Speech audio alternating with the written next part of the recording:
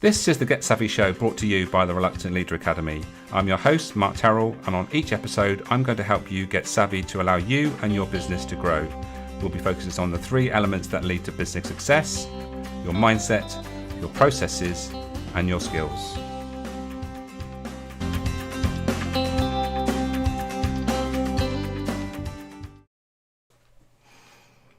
Hello and welcome to this edition of the Get Savvy Show, brought to you by the Reluctant Leader Academy. I'm Mark Terrell, your host, and today I have a guest who is going to tell us all about our ego, or she's written a book all about ego, and we're going to talk about how ego can get in our way, and also when we are leading people, obviously that's important to make sure that that isn't the case, and how that comes into play when we're at work. So looking forward to the episode. If you want to catch up with previous episode, you can find all the previous episodes at the Reluctant Leader Academy YouTube channel. I had some great guests over the years, or over the months I should say, so you can catch up with all that's gone on in the past. So without further ado, I will bring my guest on. Welcome, Mary. Hello, and thank you for having me here, Mark. It's lovely to be here. Looking forward to this. It's an interesting topic. But before we get into the topic, would you like to tell us a little bit about what you do, where you hang out, who you help, and why you do what you do, maybe? Yeah, so I'm a leadership coach and consultant, and there's kind of 2 main areas of my work. The first area is that I design and deliver leadership programs. I particularly work a lot with women leaders and designing and delivering women leadership programs, but I also do generic ones as well. Mm-hmm. But I also, as a coach, work with leaders who tend to be in transition. So they're either moving into a more senior role in the same organization, and I'm talking about leaders who are directors, maybe moving into main board roles and things like that, or they're moving organizations and having to adjust to the culture of that organization. So they're in transition. They may be struggling with some of the elements that can create, and therefore is great fodder for activating their ego as well.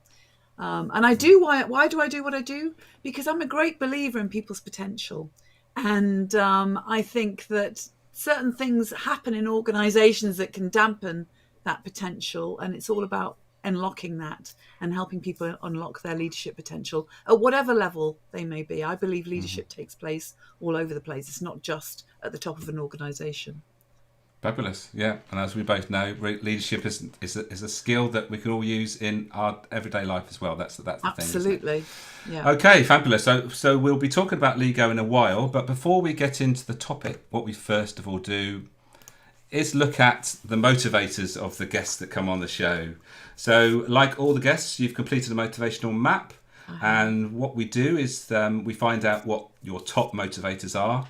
And you'll see on the screen that your top three are: number one, searcher, so making a difference, doing something purposeful and meaningful. Yeah. Number two is creator, so being innovative with creative ideas and solving problems using creative ideas. And then spirit is about freedom, autonomy, doing things your own way and having sort of control over the way you do things.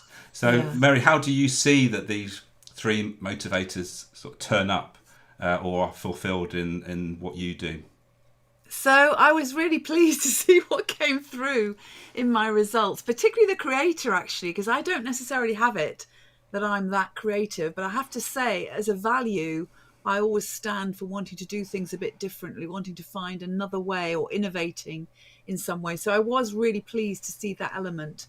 But certainly the searcher, I'm always looking for what's important to you about that. What is the difference you want to make in the world? And mainly, most of my clients that I work with, actually probably all of them actually, are leaders who are a stand for causing some sort of difference in the world that is really positive. You may have come across Simon Sinek's Infinite Game. They are leaders who are playing an infinite game. So that's a game that is bigger than themselves, and that they are contributing to, and that they will then pass the baton on to somebody else. So there's something there about making a meaningful difference and leaving the world a better place than when you arrived, and leaving others in a better place than when you found them. So that is definitely very pertinent. And then spirit, I think when I saw that, I thought, yeah, I'm a bit on one. I don't know if I should be confessing this really, but I'm going to confess it.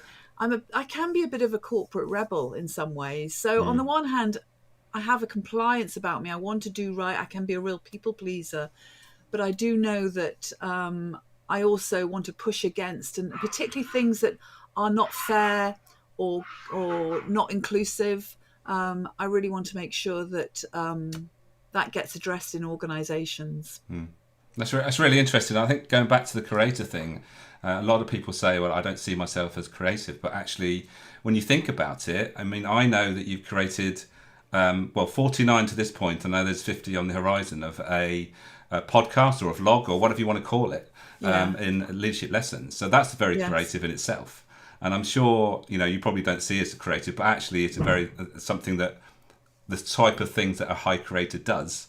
And I'm a high creator, so I don't see myself as creative in the respect to sort of being an artistic sort of person. But actually it's about problem solving and doing something that's creative that solves some sort of problem. So, and it's interesting what you said about the spirit and having, the ability to do things your own way and control over that is really a strong drive in a lot of entrepreneurial sort of business owners, which is a strength. But also with all these, there's always a downside, and so you've got to be aware of that. So it's not like it's not like saying, well, this is what you are now. It's actually what's driving you at the moment. It could change. But if everything goes well, it probably won't. But if it does change, then it just means that there's different things you're focusing on. So and I guess it's finding the way that if you are. So I think there are times I've found myself pushing against, and I haven't necessarily always done it in the most appropriate way. So it's finding the way to land that message that people will be able to take it, and not making others wrong for doing things the way they're doing it. Often culture is so all-encompassing in business and in organisations. We're often blind to it. So it's not about making people wrong for doing things the way they're doing it. It's just about trying to open people's eyes up to other possibilities, I think, too. It'd be interesting to see if we have a conversation if we get a chance about motivations and ego and how they sort of interact. We probably won't have time today, but maybe another time. Yeah. So thank you for sharing those with us, Mary. It's really interesting. Always interesting to find out what drives somebody, and it's not. There's no good or bad in this. It's actually realising whatever it's driving, as long as they're being fulfilled, you generally get the good energy that you need to keep yourself going. Yeah. Kind of puts you in the flow, doesn't it? When you've got those Exactly, things that really motivate you. Yeah, absolutely. Right, Great. so let's dig into the ego topic that we've mentioned a few times now, and you've written a book about it. So I think the first place to start is the obvious question is, what is ego? So, there may be various interpretations of what ego is, but what I have in my book and what I believe ego is it's our actual defense system.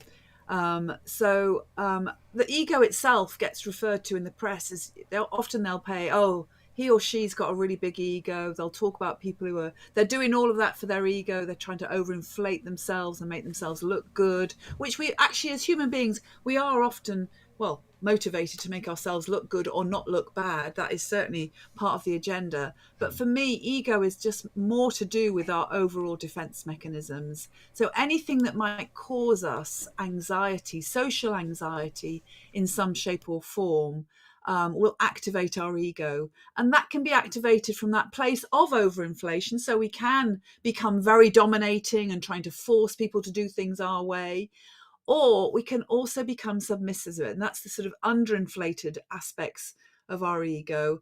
I know one I relate to is the one where we'll hold back. We won't necessarily speak up. We'll sit back and we'll play smaller than we are because we're nervous, we're anxious in some way that we might upset people or we might be more visible than we want to be. All of that, from my perspective, is ego driven. So it's the overinflated elements and the underinflated too. So that's my interpretation of ego. Yeah, that's really interesting because there's a sort of that two elements to it. So it's almost like what you've described there is almost like it's a protection of ourselves. We're protecting ourselves by this, whatever it is inside us. We put up this barrier in some way, and whether it's our ego that needs to be boosted or it's protected in some way. Is that sort of how you see it? It's protecting our sense of self. So it's when we feel threatened, and we might not necessarily perceive it as feeling threatened. It's because what's happened is it's developed into very well-worn habits, and we all have an ego. So to try and say I don't have an ego, I think that doesn't ring true to me. I would be questioning your level of self-awareness if you're saying you don't have any ego. We all have an ego in some respects, and it shows up in different ways and it gets triggered. That's the thing. Something might happen and our ego is triggered, and we emotionally might react to something in a way that we might be feeling out of control, and that can be in this dominating, overly loud or ambitious or whatever way, or it can be in this I'm going to withdraw now and just sit back and try and hide myself because I'm wanting to protect myself.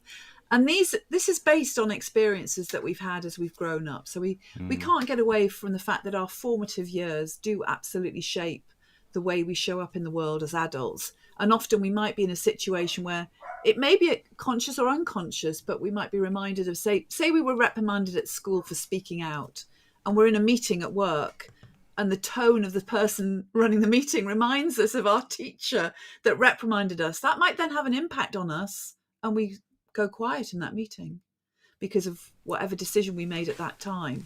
And by working with building our self-awareness, which I think is absolutely the place to start, by noticing actually that situation reminded me of that, and actually I recognize I'm not a 7-year-old child anymore. I'm actually a whatever age adult. I have some different choices, and you can make up some different choices for yourself. That's interesting you mentioned about the past there, because I suppose a lot of it is based on our past, because if we've got a certain result from being a certain way, then we're going to carry on using that if it carries on giving us the result that we want. Absolutely. And that is so absolutely. And the whole thing is with ego is we get something from it. That's why we get into these well-worn patterns or habits. And in my book, I talk about ego traps.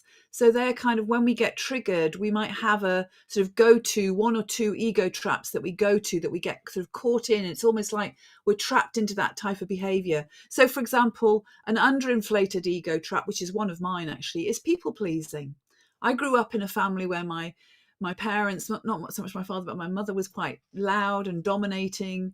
And therefore, to keep the peace, it was easier to just please her, keep her happy. And that's part of my pattern as an adult. Now, there are lots of situations that works for me really, really well. I'm a coach, I'm a facilitator, I'm great at facilitating, picking up on other people's needs, all those things that really, really work for me. But where it doesn't work so well is when I'm trying to say what I want and get my needs met. And I've had to learn to do that through my own development journey, really.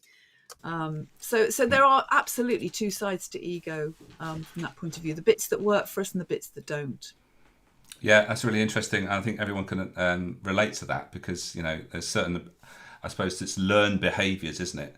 Yes. There's learned behaviours that help us and allow us to progress, but there's learned behaviours that actually hold us back.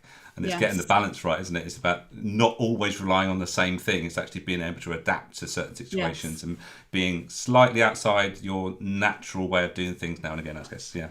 Yes. So it's already really interesting. So how does this show up in leadership, particularly, as obviously you've talked about you're a leadership coach. So how does this show up within leadership? It shows up in all sorts of ways. So the way you impact other people. So a leader has such an enormous part to play in the culture and atmosphere that they create around them. And the more senior you become as a leader, the bigger the impact you're having. So if you show up and your ego is acting out in some shape or form. So let me talk about another element of ego. So another ego trap, for example, is just do it now, which is really about getting things done as quickly as possible and not wanting to linger and want to push through. This is actually another one of mine, I confess. But that can show up in organizations as really forcing people to do things. So that sort of autocratic, forceful, very fast-paced culture, which many organizations have created over the years, which on the one hand, I mean, I've worked in organizations like that. On the one hand, those organizations achieve an enormous amount. But on the other hand, what you risk is people feeling pushed into things, maybe potentially bullied at times because there isn't the space or the recognition that they may have needs, they may need to be listened to. And also what can be lacking is innovation, because it's just like, we just got to push this through and get it done as quickly as possible and get the results that we need, without considering, is this the best way that we're doing it? Are we actually tackling these issues from a point of view that's really going to work and make a difference for us? Or are we just repeating some of the same old habits that aren't necessarily going to work for ourselves? So that's just one element of how ego can show up, as that kind of pushing, forcing element, which is more the overinflated side of things. So you can sort of encourage a sort of an ego, a sort of unhealthy ego culture if you're not careful. Absolutely. And I can think of another organisation that I've worked with where they're much more people pleasing as leaders. And what you get there is almost almost the contrast to the other culture I've described. There's kind of an inertia because everyone's being frightfully nice to each other, but they're not necessarily holding each other to account. They're not setting clear deadlines. So it is about finding that balance and the access to making the difference, because you do want that balance. You almost like want the two balances between the different types of ego.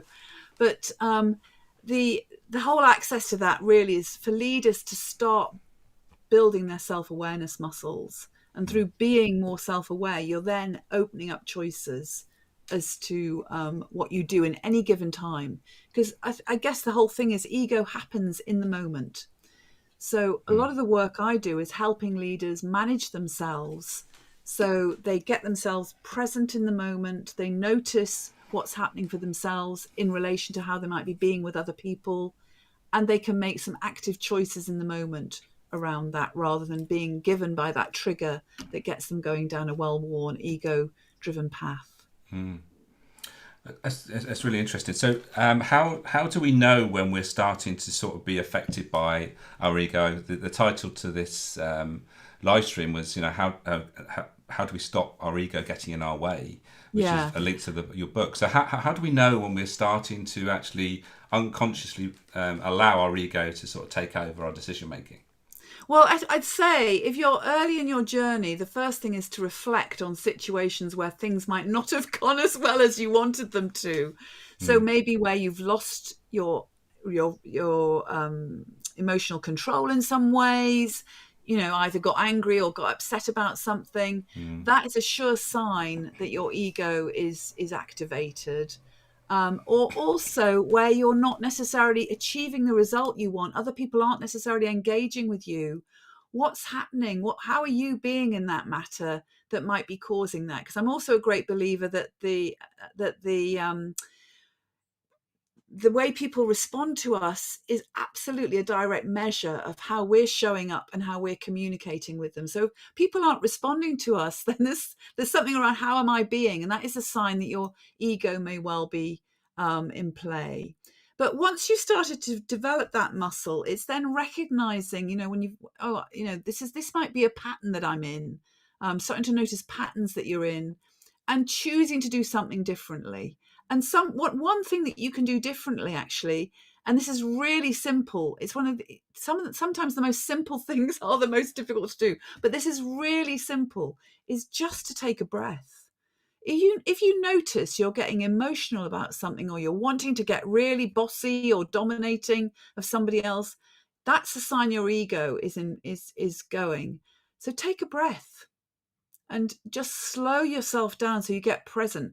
And taking a breath not only gives you a space from which to choose a different response, it also calms your limbic system. So it has a neurological effect, and therefore it reduces the risk of that red mist coming up, which the neurological elements that talk about, that the brain has this red mist that comes down when we're really activated. So by simply breathing and putting oxygen into our system, we can reduce the risk of that happening, and we can reduce the risk of our ego getting fully activated.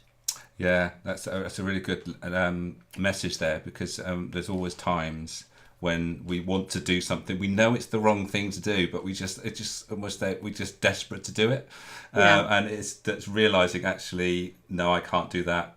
Like you Yeah. say, breathe, go and walk Yeah. around the block, give yourself Yes. time to calm down, because we all make mistakes by doing something in the heat of the moment, that we're in that place.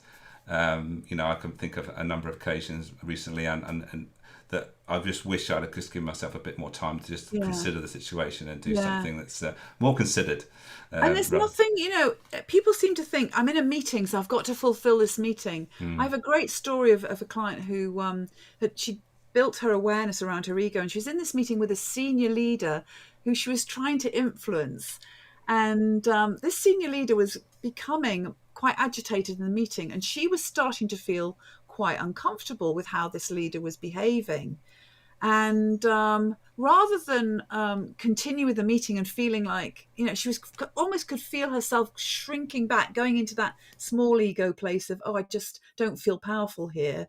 Rather than let that continue, she named it. She said, I don't know what's going on here, but I'm starting to feel really uncomfortable. And I don't know whether it's you or not, but there's something about the way you're behaving right now that's feeding into me feeling uncomfortable. So I'd really like to end the meeting and for us to reschedule it. Now, that was a really powerful thing for her to do. She just named it. So another way of being able to deal with what might not be working in our interactions and our communications, where ego might be coming into play, is just to name the behaviors, what's actually going on, and name your experience of it. And then with this particular leader, they reconvened later on in the week, and he came back and was like, really apologetic, but also he wanted to know, what was he doing, how is he being, that caused her to feel so uncomfortable. And as a result of that, that really helped bring them closer together in terms of their relationship, because they got to know each other better, and therefore it made their relationship much more easier in the end. So sometimes we avoid these conflicts, and we avoid feeling uncomfortable, which again is our ego at play, because our ego mm, doesn't want to feel uncomfortable. But by kind of holding with it, which is what she did, and naming it, it actually completely transformed and deepened their relationship. It's very, mm, very mm. powerful. Yeah, yeah. So that's really interesting. And now that you've sort of brought up ways that we can sort of overcome these sort of situations, there's a number of things in the book. Highly recommend getting Mary's book because there's a number of models on there in there that's really useful. We'll Yes. pick a few here to talk about. Firstly, Yes. you've re looked at the fucker situation and renamed those VUCAs, which I thought was Yes. quite clever in that we're living in this the VUCA. I don't know what the right way to say it. It sounds Rucker or VUCA? VUCA, yeah, volatile, uncertain, complex, Yes. Yes. Yes. ambiguous, I should say, Yes. world. But actually, you've renamed those four elements, which to Yeah. be more positive, I guess.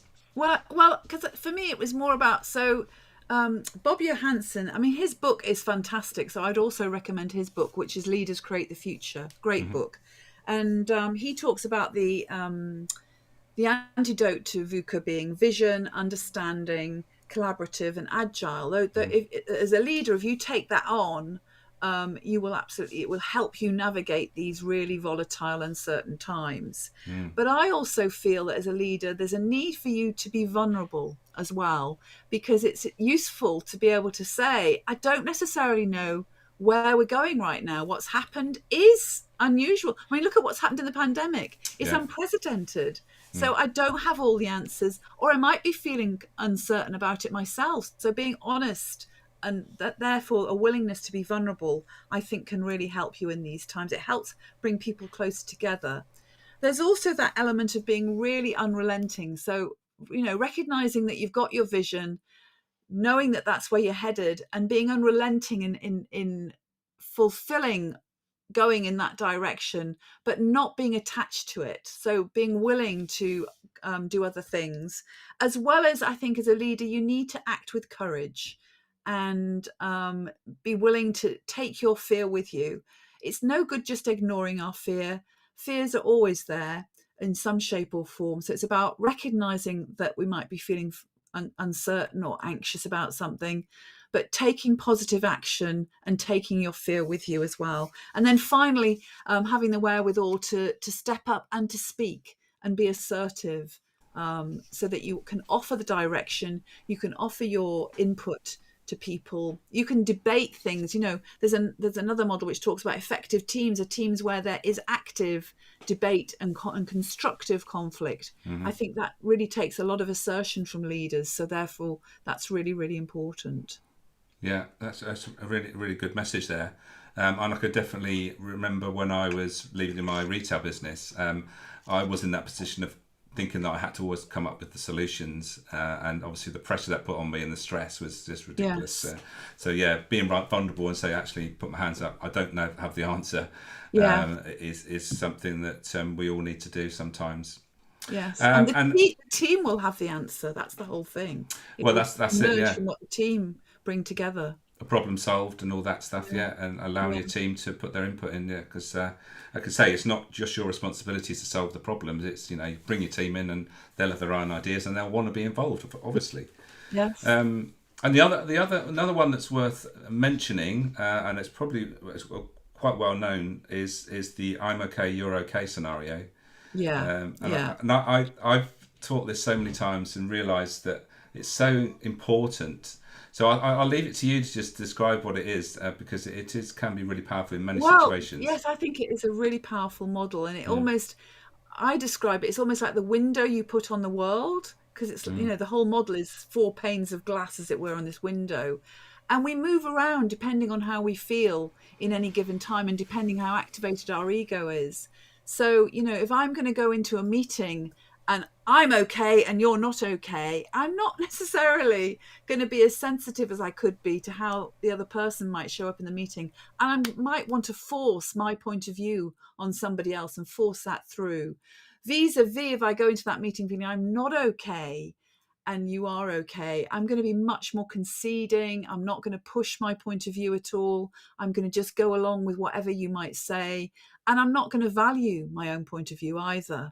And then there's the futile position, which is the I'm not okay, you're not okay, which really sometimes in times of change, we can go into it's that sort of learnt helplessness, victim mode that we can go into, like, there just isn't a solution and I can't get myself out of this. That we can all go into that at some point, and it's kind of working through that to get into that position, which to me is what I call the healthy position of I'm okay, you're okay. So when you're going into a meeting or dealing with other people or just leading your life from that place of I'm okay, you're okay, you're coming from that place of I have the resources I need, I trust what will show up, and I trust that the other people that I'm working with have the resources I need, and that they have a right to have a different point of view to me as well. And there's much more equality and collaboration in that place of I'm okay, you're okay. So I think it's a really positive model. And I know it came around in the 60s, but it's so relevant to us today as well. What I like about it is it sort of takes away the actual issue and away from the individuals and say, well, there's two individuals and there's an issue, and the issue is not the two individuals, it's separate. And if you can separate yourself from that issue, then you're more likely to resolve it and solve the problem. Brilliant. Sadly, Mary, our time is rapidly running out. Really enjoyed the chat so far, but as you know, we can't go on all day because you have got a live show as well that is well worth checking out, by the way. If you're on LinkedIn, then connect with Mary and see what she's up to. So before you go, is there any last minute or some thoughts to leave us with before you go on your merry way? I mean, I suppose my final thoughts are, I think I come from the place that we all have potential. And I also have a belief that we all are standing for something bigger than ourselves. We might not know what that is yet. It might be a seed that's still growing inside us. But it is about thinking beyond yourself and thinking, what is the difference you're making and how can you contribute to the bigger picture of the world? And I do believe that makes a massive difference in how you deal. So when you get activated, when you get into that reaction mode of being triggered, when you've got that bigger picture in mind, it really helps you manage yourself through it, because you're thinking, actually, I'm not just here for me, I'm here for something bigger than me. And that really helps us navigate it. Fabulous. And before you go then, there's obviously places they can check you out, find your where you hang out on the internet, and also where to find your book. So I'm on LinkedIn for sure. So you can find me on LinkedIn very easily. And also my website is marygregory.com. So do check out my website. And my book, which I just happen to have a copy of here, my book you can access very easily on Amazon. It's on Kindle and it's on paperback as well, like this one. Brilliant. Thank you very much for your time today, Mary. I really enjoyed it. Learnt lots, as always, with all my guests. So thank you again, and we'll catch up again soon, hopefully, in the not too distant future. Oh, thank you, Mark. It's been a real pleasure. Great stuff. Well, thank you for Mary for joining us today. She has some great stuff, and also that ego thing is well worth thinking about how that ego might be kicking in. And preventing us actually getting the result that we really want. So mentioned at the top of the show about motivations. If you're interested in finding out what motivates you, go to the Reluctant Leader Academy website and you'll find in the courses the How to Stay Energized at Work course, which you can download. It's 5 lessons, get a motivational map included, and you'll understand then what motivates you, how to describe it, and also then you will have some strategies where you can maximize your motivation and make sure they are being fulfilled in your role, and especially if you're running a business, make sure those key things that you get energy from are being met. So that's that. This is this episode. Thank you for joining us. If you've catched this on replay, then please leave messages. Myself and Mary would be delighted to answer any questions that come up after watching this. But until the next episode of the Get Savvy show, I will bid you farewell. Have a great day, and I'll see you next time.